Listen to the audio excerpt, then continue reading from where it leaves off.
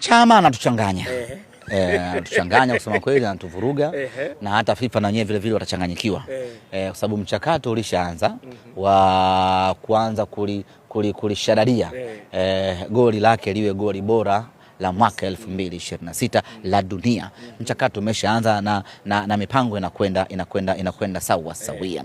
Sasa tukiwa kwenye huo mchakato, Chama anakuja kufunga goli jingine tena zuri hii leo. Sasa anatuvuruga hata sisi. Kwa hiyo inabidi tuwastopishe FIFA. Tuambia hebu kwanza msiwe na haraka sana ya kukonkludi. Huyu bwana anaonekana ataendelea kufunga haya magoli ya namna hii kila mechi.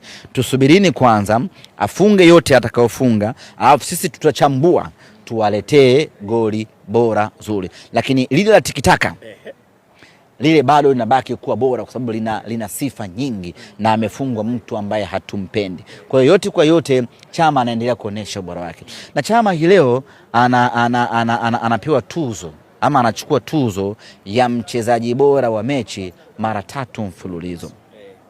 Sina hakika katika mizunguko yote 22 ambayo imeshachezwa ya ligi kuu ya NBC kama kuna mchezaji amewahi kuchukua tuzo mara 3 mfululizo. Sina hakika. Wapo ambao wamechukua mara 3, lakini mara 3 mtawalia, hiyo ndo nina mashaka nalo kama limeshawahi kufanyika.